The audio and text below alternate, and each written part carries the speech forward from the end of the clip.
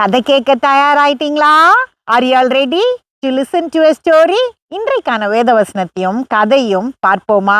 Shall we see today's Bible verse and a story? வாழ்க்கையின் சூழ்நிலை மாறிக்கிட்டே இருக்கும். Life situation will continuously change. ஒரு நேரம் வெற்றி இருக்கும், ஒரு நேரம் தோல்வி இருக்கும். Sometimes there will be victory and other times there will be failure. ஒரே மாதிரி நமக்கு வாழ்க்கை நகர்ந்துட்டு போறதில்ல. Life does not move on in the same way. வேதம் என்ன சொல்லுகிறது என்று பார்க்கலாம். Let us see what the Bible says. பிலிப்பியர் 4:6. நீங்கள் ஒன்றுக்கும் கவலைப்படாமல் எல்லாவற்றையும் குறித்து உங்கள் விண்ணப்பங்களை ஸ்தோத்திரத்தோடு கூடிய ஜெபத்தினாலும் வேண்டுதலினாலும் தேவனுக்கு தெரியப்படுத்துங்கள். Philippians 4:6. Be anxious for nothing, but in everything by prayer and supplication with thanksgiving, let your requests be made known to God. இதுல முக்கியமான காரியம் என்ன அப்படின்னா, எதை குறிச்சும் நம்ம அதிகமா கவலைப்படக்கூடாது. The main concept of this verse is we should not be anxious about anything. That is, we should not get tensed about anything. ஒரு சிறுவன் இருந்தான், அவனுக்கு ஒரு தோழன் இருந்தான். திடீர்னு நான் வேற ஊருக்கு போறேன் அப்படின்னு அந்த தோழன் வேற ஊருக்கு போயிட்டான். There was a little boy. He had a friend. His friend one day said, I'm going to go to another village with my parents, and he went.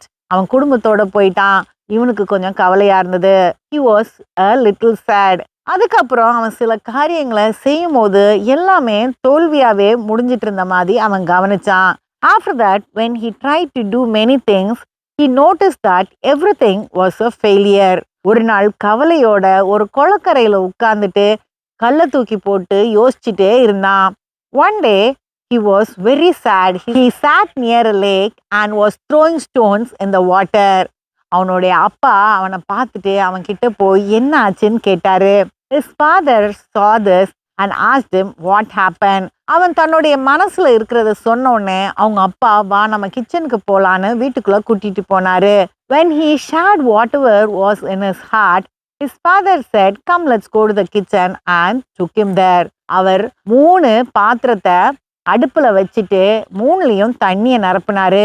He placed 3 vessels on the stoves and poured water equally into them. He placed a potato in one vessel, an egg in one vessel, then he put a little tea powder in one vessel. அவரு ஒரு பாத்திரத்துல ஒரு உருளைக்கிழங்க போட்டாரு, ஒன்னத்துல ஒரு முட்டைய போட்டாரு, இன்னொன்னுல டீத்தூள் போட்டாரு. இவனுக்கு ஒண்ணுமே புரியல. He could not understand anything. ஒரே அளவுல நெருப்பு இருந்ததுனால ஒரே நேரம் 3 பாத்திரத்திலயும் தண்ணி கொதிக்க ஆரம்பிச்சது. The flame was in the same level, so the water started boiling at the same time. அதுக்கப்புறம் கொஞ்ச நேரம் கழிச்சு அவர் 3 பொருட்களையும் எடுத்து மேஜை மேல வச்சாரு. Then he took all 3 things and kept it on the table. பையன்கிட்ட கேட்டாரு, இதுல என்ன இருக்குதுன்னு சொல்லுன்னு. அதுக்கு அவனுக்கு கோவம் வந்துருச்சு. எனக்கு தெரியாதா என்ன இருக்குதுன்னு அப்படின்னு என்னென்ன இருக்குதுன்னு சொன்னான். Then he asked his son, what is on the table? The boy got angry. Do you think I don't know what is on the table? And said whatever was there. அவங்க அப்பா சொன்னாரு, இப்ப ஒன்னையும் எடுத்து பிரிச்சு பாரு அப்படின்னு. Then the father said, first you touch it and feel it. முதல்ல அந்த உருளைக்கிழங்க அவன் தொட்டு பார்க்கும்போது அது மென்மையா மாறி இருந்தது. அடுத்து அந்த முட்டையை பிரிக்கும் போது அது உள்ள நல்ல கடினமா மாறி இருந்தது. 3வது டீத்தூள் வேற மாதிரி மாறி இருந்தது. அதாவது அது சுத்தி இருந்த தண்ணியோட நிறமும் வாசனையும் மாறி இருந்தது. First the potato had become very soft. The egg had become hard. Third, the tea powder had spread into the water and changed the water. The aroma had filled the room. அவங்க அப்பா கொஞ்சம் டீயை ஊத்தி பையனுக்கு கொடுத்தாரு. The father poured a little tea and gave it to his son. இந்த 3 பொருட்களும் நம்மள மாதிரி தான். He said, these 3 things are like us. பாத்திரத்துல இருந்த தண்ணி என்னன்னா நம்ம எதிர்கொள்ற சூழ்நிலை. The water in the vessel is the situation we face. நம்ம தண்ணி கொதிக்கிறத நிறுத்த முடியாது.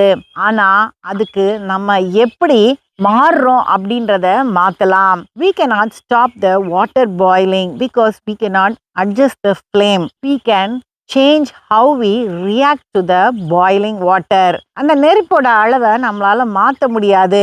நம்ம எப்படி நடந்துக்கிறோம் அப்படின்றத நம்ம தான் நிர்ணயம் பண்ணணும். We have to decide how we are going to react. உருளைக்கிழங்கு மாதிரி மென்மையா மாறிடலாம், தோல்வி அடைஞ்சிட்டோன்னு ஓரமா உட்கார்ந்துடலாம், இல்ல நான் முட்டை மாதிரி கடினமான ஒரு இரக்கம் இல்லாத ஆளா மாறிடலாம், இல்ல டீ தூள் மாதிரி அந்த சூழ்நிலையே மாத்தி மற்றவங்களுக்கு பிரயோஜனமா இருக்கலாம், அந்த வாசனைய நம்ம வெளியே கொண்டு போலாம். We can become soft like the potato and feel failed, or we can become hard like the egg and be without any feelings, or we can be like the tea, spreading our aroma into the water and also be useful for others.